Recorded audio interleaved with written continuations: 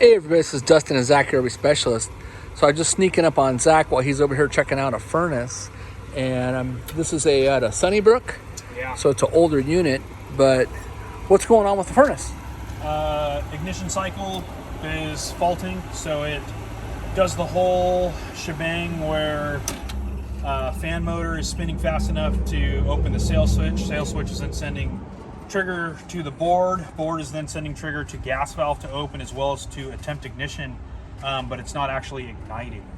So we're having a fault somewhere, probably in the actual burner ignition system. Yeah, I was gonna say inside the burner assembly itself. Yeah, we've worked on this unit a couple times before in the past, and we've gotten quite a bit of like dirt and debris and other things out of it. So just because the unit's so old, more than likely sometimes that burner will kind of like build up debris and whatnot on it, and then you'll build these little like burrs or cherries. Yeah, on the electrode. Yes, correct. Yeah. So just another reason for somebody to invest in a bug screen.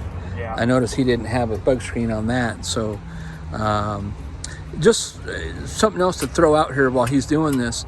Behind here is basically an 8-inch fan. And then over in this area is like a 1.5-inch fan, squirrel cages.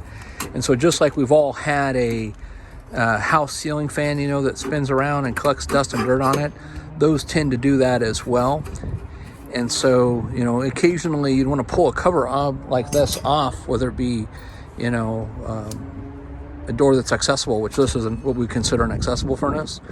You'd want to pull that cover off, get in here with an air blower, blow out all the dust and debris. You can also blow inside the port that's on the ground down there for the exhaust and the intake and see if you can blow any debris out of it. Yeah, but occasionally, you don't get so lucky. Yeah, exactly. So occasionally the pain in the ass thing is that you have to pull this whole unit out, disconnect all the ducting tubes on the inside, disconnect the propane line, disconnect the thermostat, disconnect the power, yank the whole unit out. Then this whole furnace is inside of a cage, and this is the cage. Yeah. So then it has to be extracted, pulled down. Like Zach was saying, the burner assembly could just be dirty, the electrode could be dirty, and that you cannot get to that without removing it, disassembling it, cleaning it. Then we of course hook it up to what we call bench test. Yeah. And bench test it. So and these older units, there's different gaskets and stuff in place to seal the box off. And these older units, the gaskets aren't as available, so you start tearing into them, and then you don't have parts that you can fix them with. Yeah, so, then you're having to make stuff or fabricate it. Yep. So that's the plan. I'm going to pull the 2 screws for the actual electrode and kind of see if I can see anything obvious in there, and then we'll make a move from there. Sounds good. All right, well, stay tuned for more, and I'll try to catch back up on him if he actually gets the okay to remove it and do an actual in-depth service to it or extraction of it. So but keep mindful, be safe when you're operating a furnace. If you haven't had a furnace service, depending upon the use, normal industry standard is they tell you, service it once a year, which nobody is ever going to do.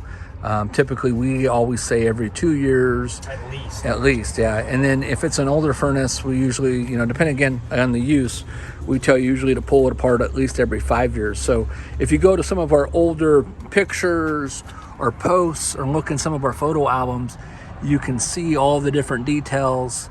We talk about the sequence of operation, like the manual off-on switch, the cutoff, the PC boards, the igniter, the ignition wire, the gas valves, and everything else that's into it.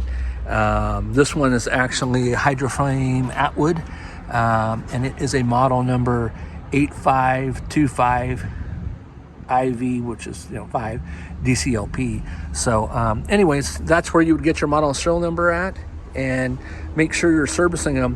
When he was talking about the gaskets, so if the gasket on the burner assembly that's in there goes bad, it will leak carbon monoxide into the coach. Basically this is a forced air furnace, so as it's getting hot in the chamber and the wind from this fan is pushing across it, it will push that in there. So if you're living in a unit currently and you start getting like allergies or sneezing a lot or itchy eyes or just weird stuff, or throat's itching or feeling weird, more than likely you got bad gaskets in your furnace. So make sure that you're checking that out and getting those serviced and replaced. All right, well, thanks so much for watching, and we hope you join some of our Facebook groups and learn everything you can. Thanks again.